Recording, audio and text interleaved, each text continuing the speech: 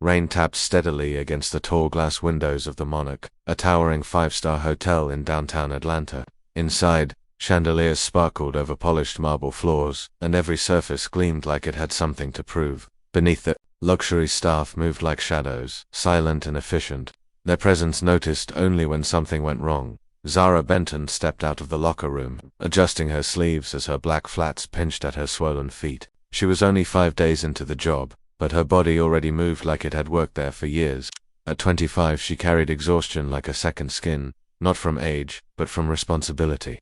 Her younger brother's dialysis bills didn't care how tired she was. They came every month, and she had to be ready.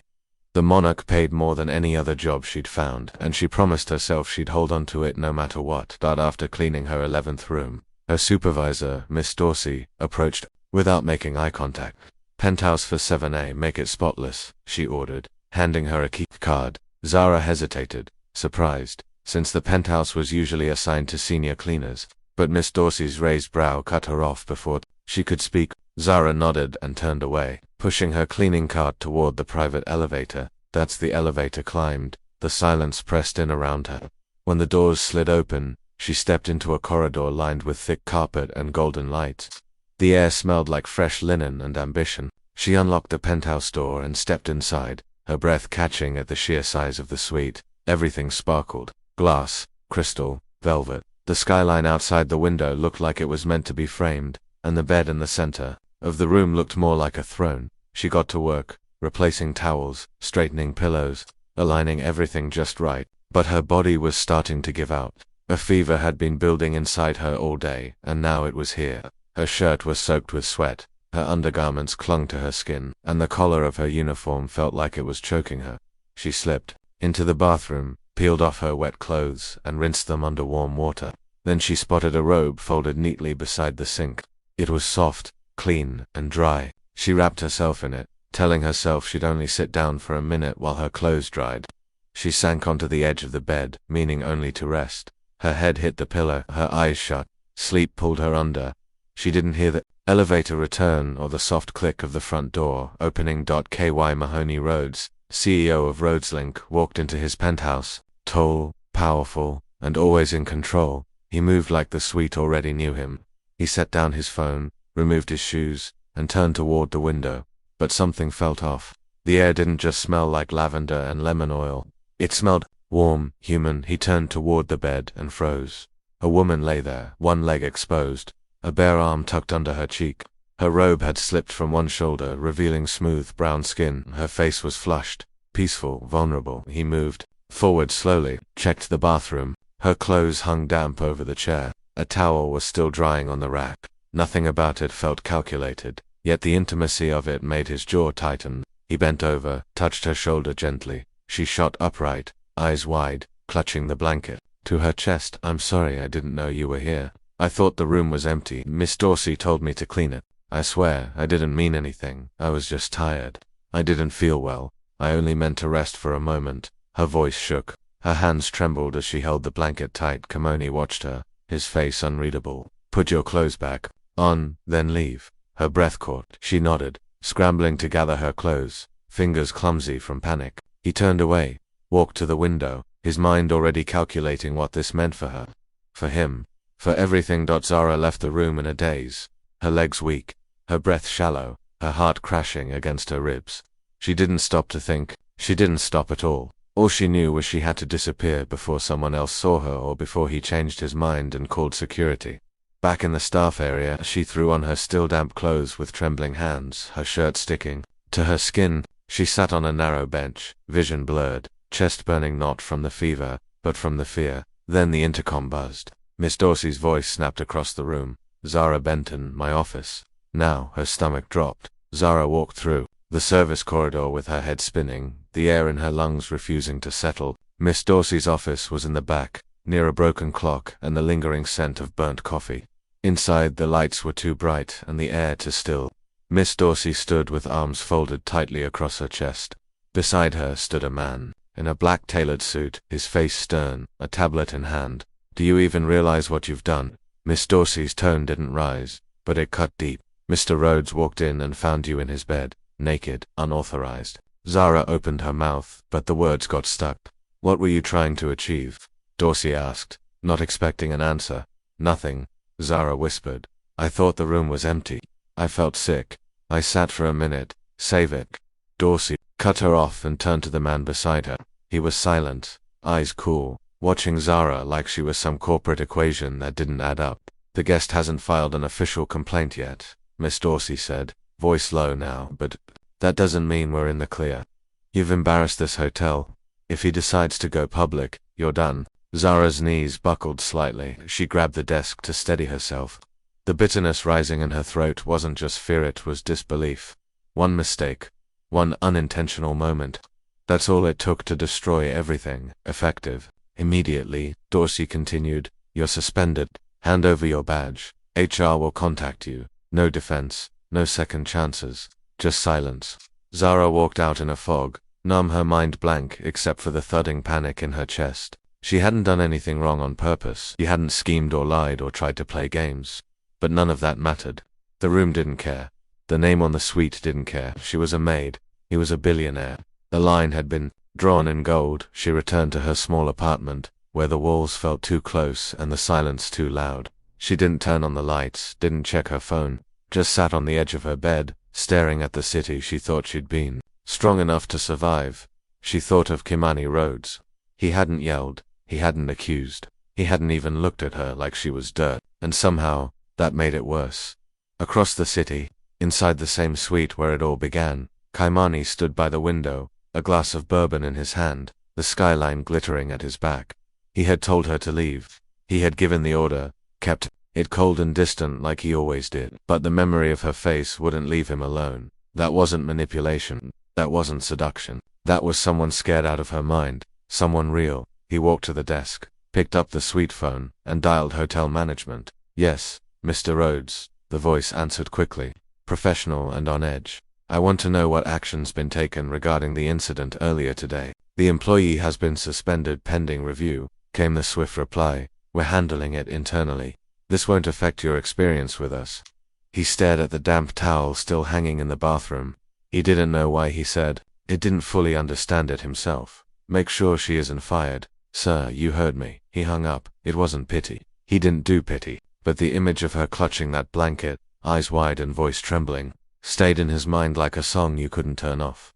She hadn't tried to impress him, hadn't faked anything. She had looked at him with fear, not expectation. And that, strangely, had made her unforgettable.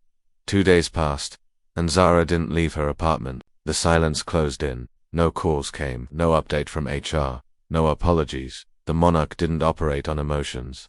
It operated on silence and strategy, and she had become a liability. She cleaned her tiny space twice, though it was already spotless. Tried to eat soup but left it untouched. She kept glancing at her phone, hoping for something, anything. When it finally rang, she froze. Ms. Benton said, a calm voice on the other end. Following internal review and by special request, your employment has been reinstated. Your badge will be reactivated. Your schedule begins tomorrow. By special request, she asked, heart caught in her throat. Yes, the voice said, without offering a name. Then the call ended. Zara stared at the screen in her hand. She wasn't sure what just happened, but something had shifted. Someone had spoken up, and she had a feeling she knew exactly who it was. The next morning, she returned to the Monarch through the backstaff entrance. Her shoulders were tense. Her eyes stayed down. Her uniform was pressed, but her confidence was fragile. Whispers started the moment she entered. Heads turned, murmurs circled. No one said anything directly, but the change in energy was undeniable. She'd become a story. When she reached Miss Dorsey's desk, the supervisor didn't look her in the eye, just handed her a printed schedule and muttered, "You're on permanent assignment, penthouse level only." Zara paused. "Is this a punishment?" Dorsey's eyes narrowed. "It's an assignment. Take it or leave it." Zara took it. She didn't have a choice. She walked to the service elevator, hands steadying the cart. Her thoughts raced. She didn't know what would happen next, didn't know what she'd find upstairs. But something told her she was about to face more than just folded towels and glass windows. When the elevator opened, the penthouse floor looked just as golden and perfect as before. But this time, the silence felt different. This time, she wasn't just cleaning a room. She was stepping back into the orbit of a man she didn't understand. but couldn't seem to forget. Zara moved through the penthouse floor with quiet precision. She cleaned like someone trying to rewrite a memory. Her motions smooth and focused, her hands steady even though her heart wasn't. Every towel was folded twice. Every corner was dusted twice. She checked the minibar, then checked it again. She didn't want to leave room for mistakes. Not here. Not anymore. Just as she finished folding the last towel in the hallway linen cabinet, she heard the elevator chime behind her. Her breath hitched, and she turned instinctively. Kaimani stepped out, dark navy suit, sleeves rolled, no tie. His walk was slow, sure, and as his eyes landed on her, he didn't flinch. "I see you're back," he said, voice calm, unreadable. Zara gave a small nod. "They called yesterday," she replied, keeping her voice low. He tilted his head slightly, said nothing more, and kept walking toward his suite. But at the door, he paused and looked back. "You left the towel cabinet unlocked," he said, his tone flat but not harsh. Her face flushed. She hurried over and fixed it without a word. He lingered for a second longer, then stepped into the suite and closed the door. The next 3 days fell into a strange rhythm. He never asked for her directly, but somehow his room always needed something: extra towels, a specific wine, a late delivery of herbal tea, and each time it was Zara who was sent. She knocked on the door, expecting tension, expecting the awkward weight of unspoken things. But Kaimani was always calm, polite. Still, he didn't bring up that night again. He didn't make small talk. He didn't ask personal questions. Yet every time she entered, his eyes followed her with a quiet intensity that never softened. Zara told herself it was nothing, just professional courtesy. Just the awkward aftermath of a rich man being pulled into something uncomfortable. But each visit left her chest tight, not from fear, but from something that felt like the beginning of curiosity. On the 4th day, the phone in the staff lounge rang. "Special request," the receptionist announced. Mr. Rhodes asked for Zara Benton, personal delivery to the penthouse. Dinner service. Every eye in the lounge shifted. Even Miss Dorsey paused mid-step. The moment turned sharp. Zara's stomach flipped.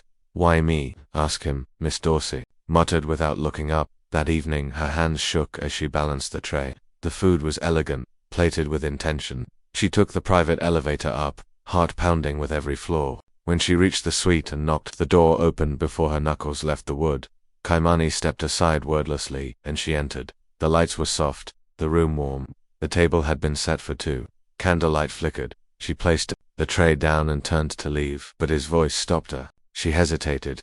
"I'd rather not eat with a guest. It's not appropriate." "I'm not asking as a guest," he replied. "Just don't make me eat alone." There was no edge in his voice, no authority, just quiet honesty. She turned toward him, uncertain. He gestured to the chair across from him. "Please, you don't have to talk." She sat, slow and cautious, folding her hands in her lap. He poured wine into 2 glasses, sliding one toward her. She didn't touch it. Meal unfolded in near silence. He cut into his steak with the precision of a man used to control. She kept her eyes down. The candle between them flickered with the weight of the moment. "You're not like the others," he said suddenly. Her head lifted slightly. "Others, the ones who ask questions they don't care about, who flirt for tips, who pretend they don't listen when they're clearly listening. You're different." Zara nodded slowly. "I'm just trying to do my job." He studied her like that answer was exactly what he expected. Silence returned, but it didn't feel as sharp this time. When she finally reached to clear the tray, he stopped her with one word. "Sit." She froze. "I haven't eaten." He gestured back to the chair. "Then eat. I invited you." She lowered herself into the seat again, unsure why she listened, unsure why she didn't walk away. "I've never had dinner with a CEO before," she said, voice barely above a whisper. "I've never asked a housekeeper to stay," he replied, and the trace of a smirk crossed his lips. It was brief, almost invisible, but it was there. Soft, nervous laugh escaped her lips. Just for a moment, the tension in the room shifted. Over the next week, the routine continued. He never said her name at the front desk, but somehow she was always the one called to deliver. She brought tea, he answered the door.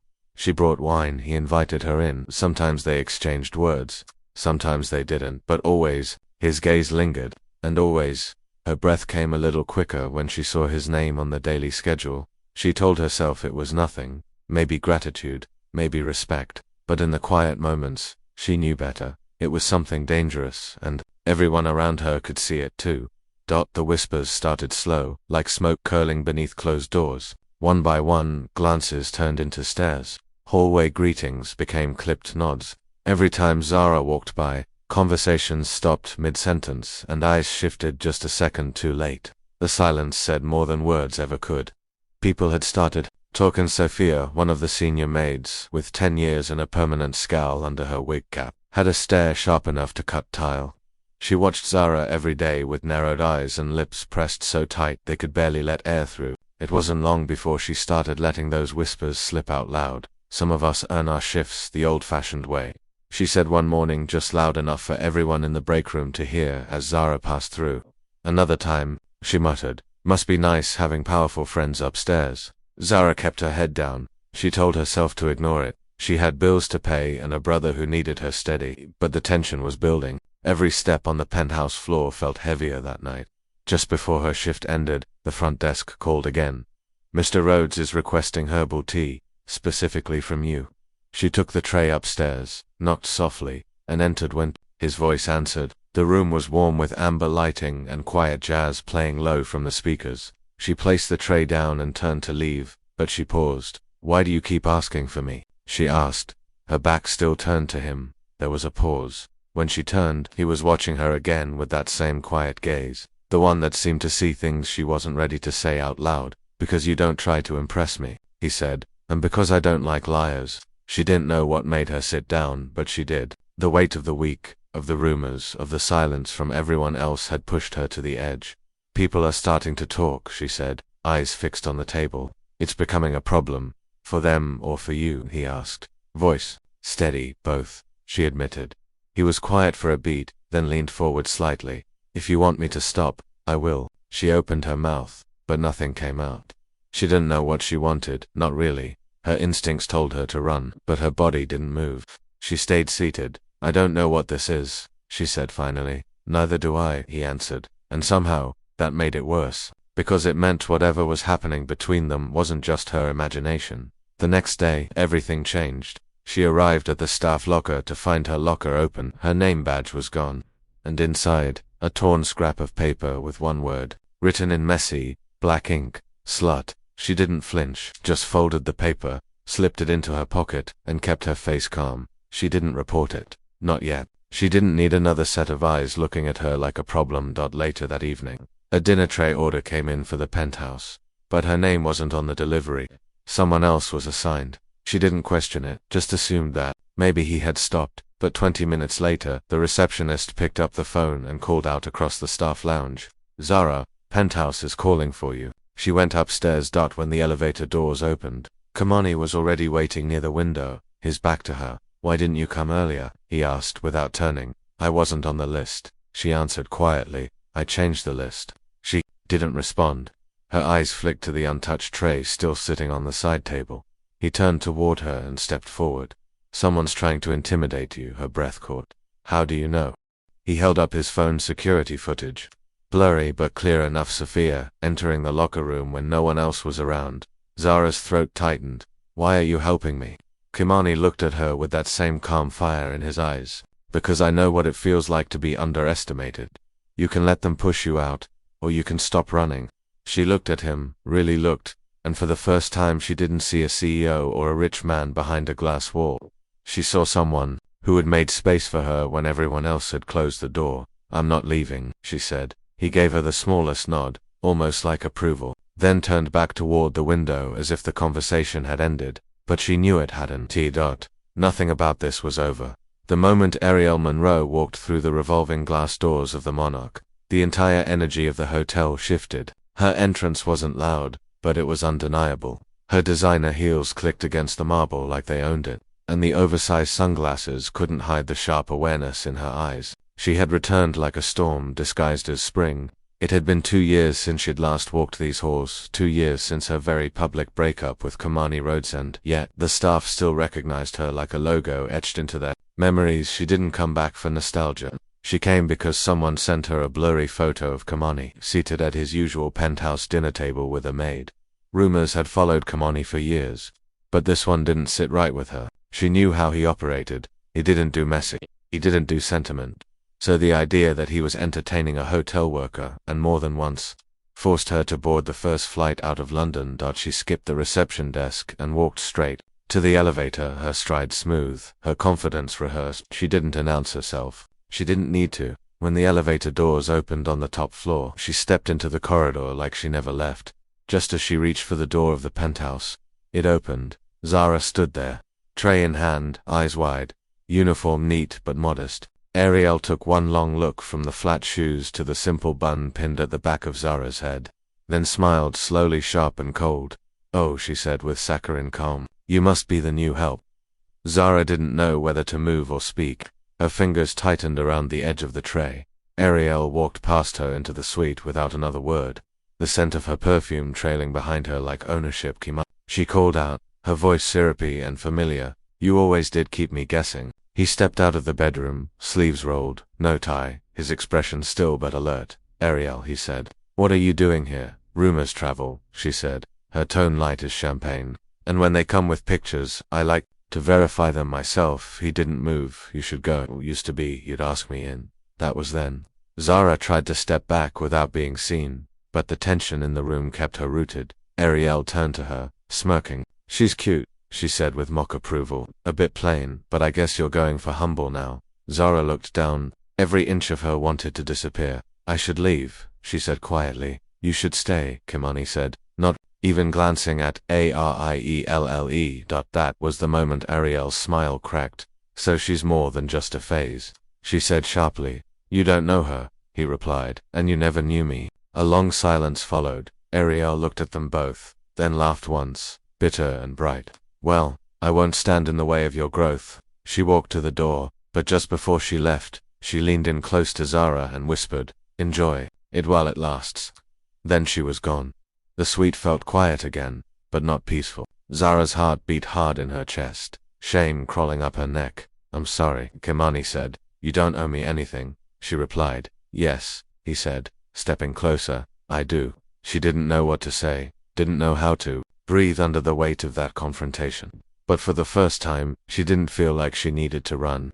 Not when he looked at her like that with clarity, not confusion. Later that night, Zara finished her duties with mechanical precision. The whispers had only grown louder. Her locker had been tampered with again. This time nothing was missing. But the message was loud. She tried to ignore it, focused on towels, on toiletries, on routine, until just as she was about to clock out, a bellman rushed up. "You're needed in the penthouse," he said. "Mr. Rhodes asked for you directly." Her body tensed. "Did he say what for?" "Private dinner. He said it had to be you." She took the elevator up, heart in her throat. When the doors opened, Kimani was already waiting. He had changed into a soft charcoal shirt, sleeves again rolled. The room was warm with low lighting, the table set for two, the scent of roasted garlic filling the air. "This isn't room service," she said, her voice low. "No," he replied. "It's dinner with me, if you'll stay." "Why?" she asked, her voice almost breaking. "Because I want to talk, not as a CEO, not as a guest, just as me." She hesitated, then stepped forward. He pulled out a chair for her, and she sat. He poured her a glass of wine and said nothing else. Not yet. The room was quiet, except for the faint sound of the city outside.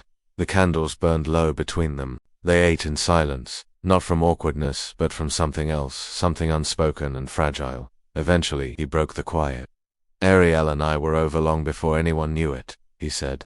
"What you saw today wasn't a fight. It was a ghost. He came back to see if I'd still bend."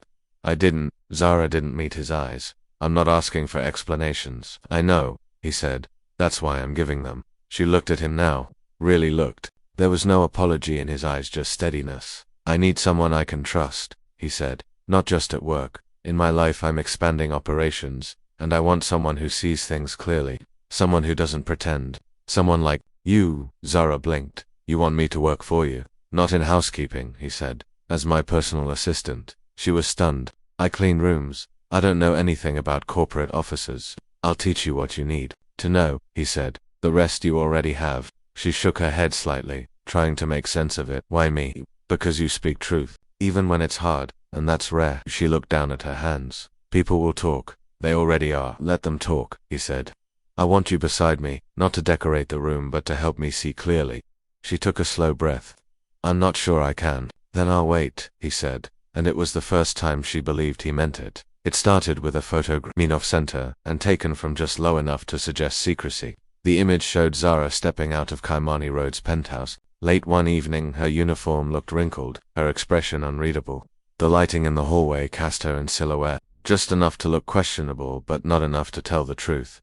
The photo arrived in the inbox of the Monarch's general manager with no name attached and no explanation, just 5 words typed in the subject line: "She's sleeping her way up."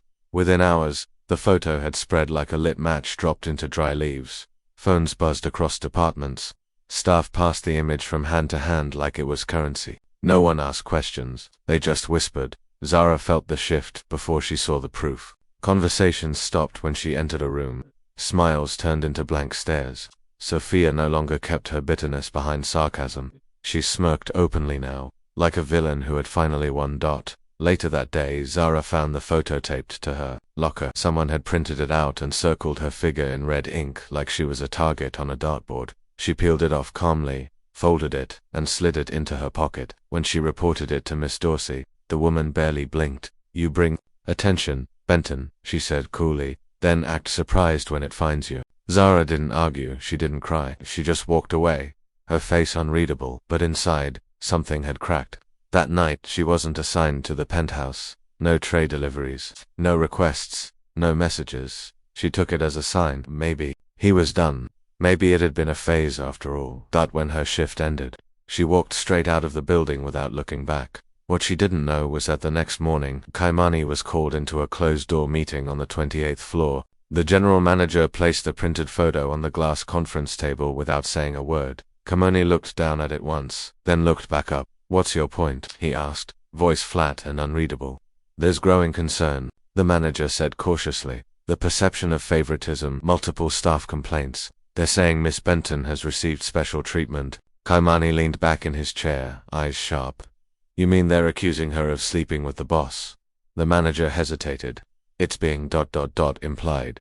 "Who took the photo?" "It was sent anonymously." "Then it means nothing." "With all due respect, sir," the manager said, lowering his voice, "to some people, perception is everything." Kaimani stood without another word and left the room. He called Zara's phone twice. No answer. He sent a message asking to meet. It stayed unread. That evening, when he returned to his suite, she wasn't there. No knock, no tea, no sound. Floors below, Zara stood in the employee lounge, staring into the small mirror above the sink. Her name badge was still pinned to her uniform, but everything else about her felt wrong. She hadn't replied to Kaimani's messages, not because she didn't want to, but because she didn't know what to say. She didn't want to be defended. She didn't want to explain something she hadn't done. More than anything, she didn't want to see doubt in his eyes. So she made a choice. That night she wrote a letter, short, simple, and clear. She folded it, walked to the front desk, and left it with instructions to be delivered to Mr. Rhodes' suite. Then she walked out of the Monarch with her head high and her heart heavy, not knowing if she'd ever return. Kaimani found the letter. Later that night, it was waiting on the desk, beside a single red rose from the centerpiece she'd delivered the night before. The note read, "I'm sorry, I can't be someone you have to defend. You deserve peace. Thank you for seeing me when I couldn't even see myself." There was no signature, no goodbye, just enough to break him quietly. He stood at the window, bourbon in hand, watching the traffic shift beneath him like the city had somewhere to be. But inside him, everything had stilled. 3 weeks passed, and the world didn't stop, not for him, not for anyone. He took meetings, signed contracts, smiled through presentations. But something had shifted. His tone was sharper, his eyes colder. The suite remained untouched. The warmth was gone. His nights were quiet now, but not peaceful. He listened for a knock that never came. Zara had disappeared. No word, no calls, no forwarding address. When he sent a driver to her apartment, the building manager told him she'd moved out. Mail piled in the box. No one had seen her since. Across the river, in a quiet neighborhood, Zara worked behind the counter of a small black-owned cafe. The couple who ran it didn't ask questions, they paid in cash.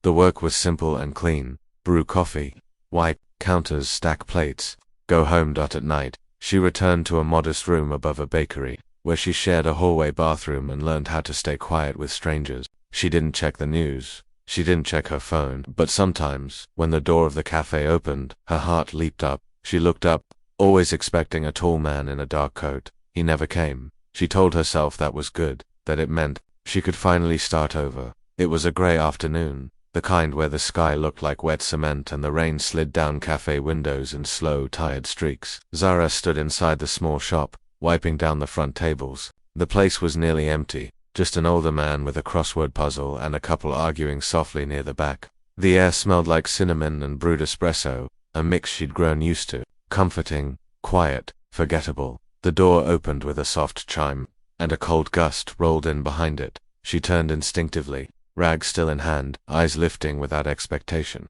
And there he was. Kimani stood in the doorway, his coat dampened, the shoulders, curls slightly tousled from the wind, eyes fixed on her like he'd just spotted something he thought he'd lost forever. Zara froze. Her heart stumbled. She didn't say a word. She didn't move. Neither did he. Thought it was a long moment before he stepped forward. You used your real name on the job application, he said quietly.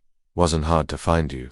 You shouldn't be here, she replied, her voice soft but tense. Maybe not, but I am. No one else in the cafe noticed them. The moment belonged only to them now, thick with unfinished sentences and unsaid things. What do you want? She asked. To talk, he said. That's it. She didn't answer.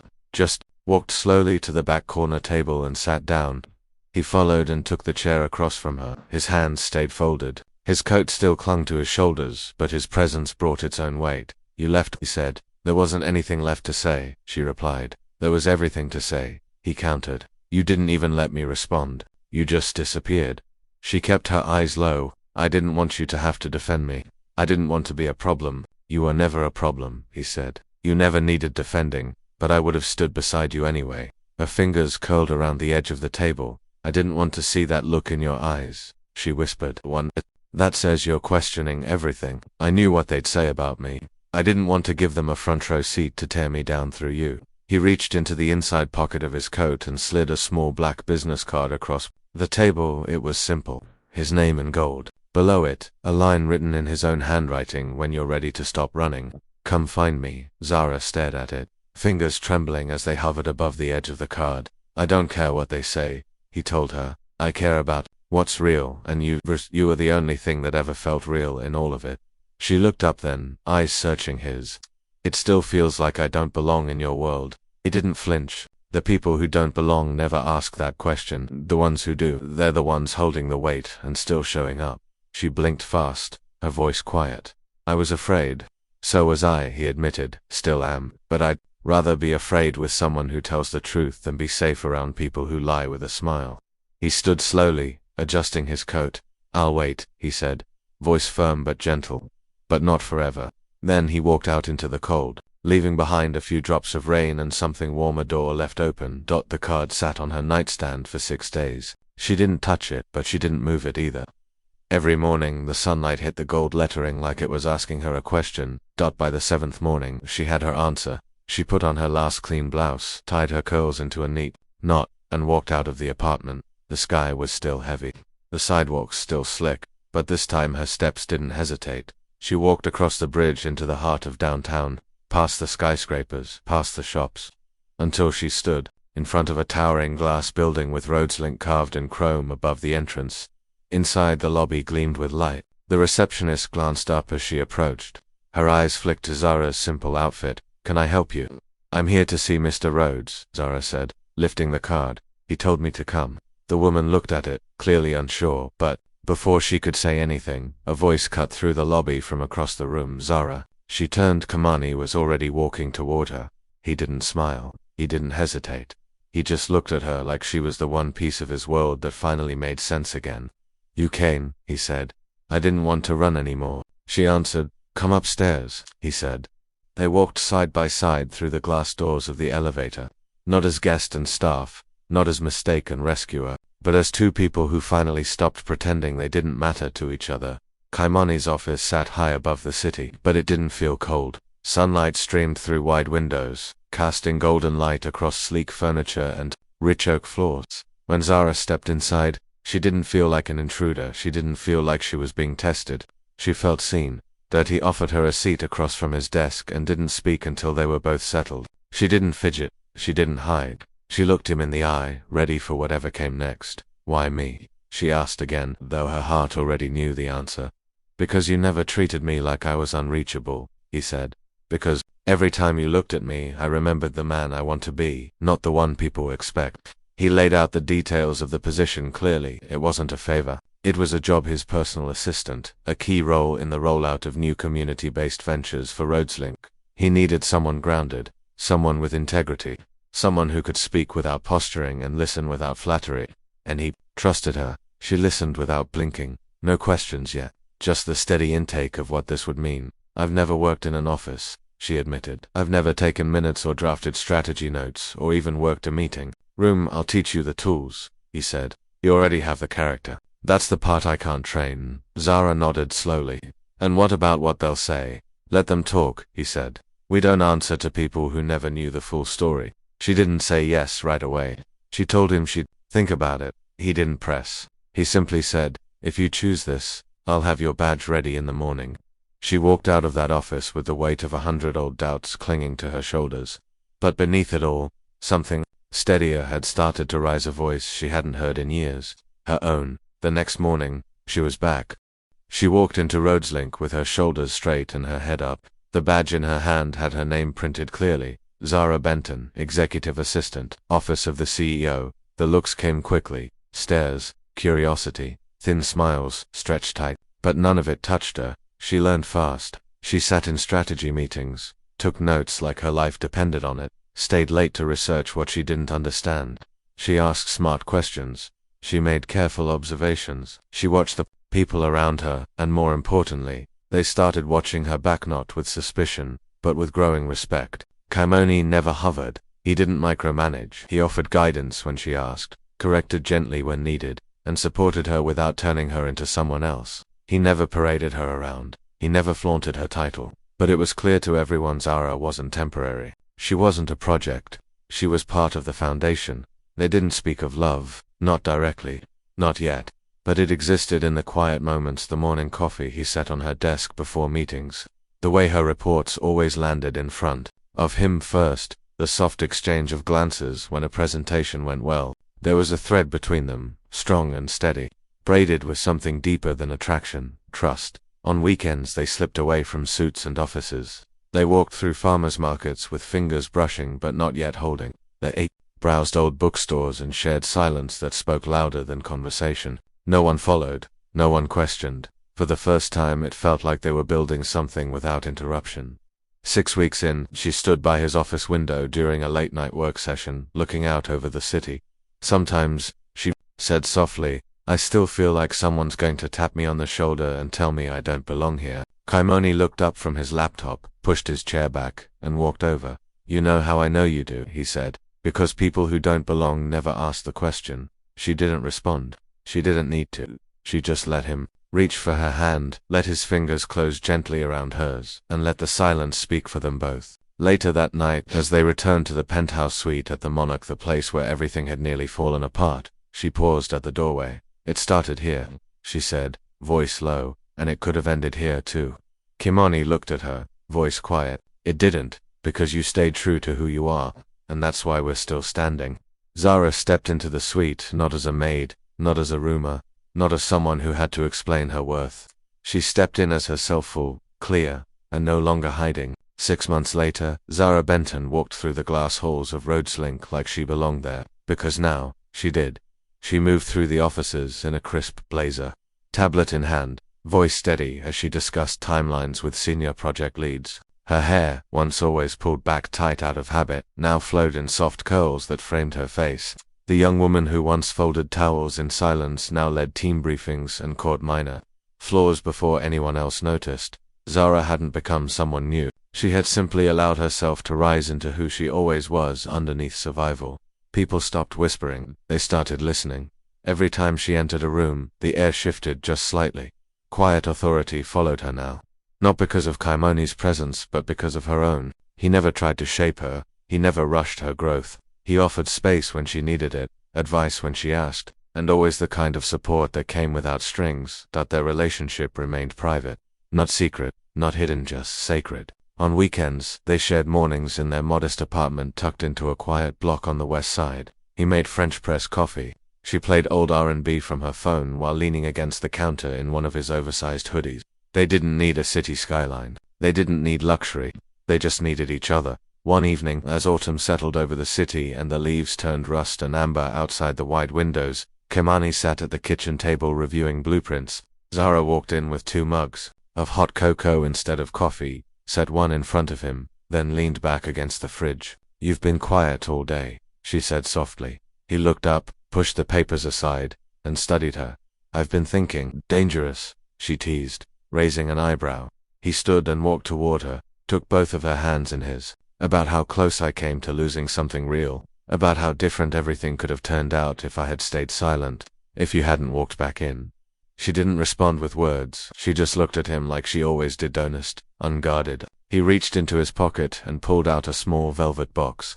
No theatrics, no grand speech, just quiet certainty in his eyes as he opened it. "Marry me," he said. "Not because people expect it, not to prove anything, just because I don't want a life where you're not beside me." Her breath caught, but not from surprise. From the depth of what she already knew, her eyes filled, not with shock, but with something heavier recognition. She nodded slowly. Yes, that one word changed nothing and everything. Months later, they stood on the balcony of their new home, a modest 2-bedroom on a quiet street lined with maple trees.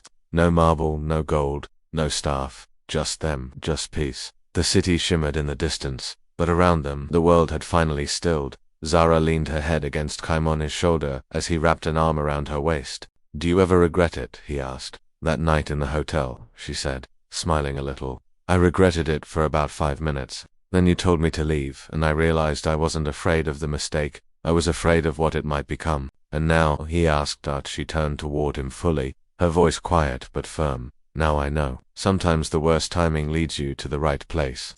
He kissed her forehead gently and pulled her close. They hadn't built a perfect life. They had built a real one, and in that truth they found something worth holding on to.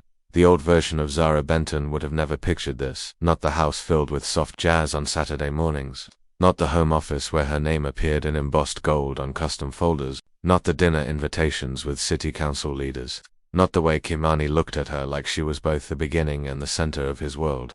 Not this kind of ease not built on perfection, but on truth. She still woke early most days, still brewed her own coffee, even though Kimani had installed a state-of-the-art machine she refused to use. She still kept her worn notebook in the kitchen drawer, the one she had scribbled dreams in back when dreams had to hide between shift work and medical bills. But now those dreams were visible, loud, alive. Rhodes Link had expanded into new ventures: education, wellness, tech grants for black-owned startups, and at the center of every initiative, Zara's fingerprints were there. Her voice had helped reshape the company's heart. Her ideas had brought balance to its power. She didn't need her last name on a tower. She didn't need headlines or applause.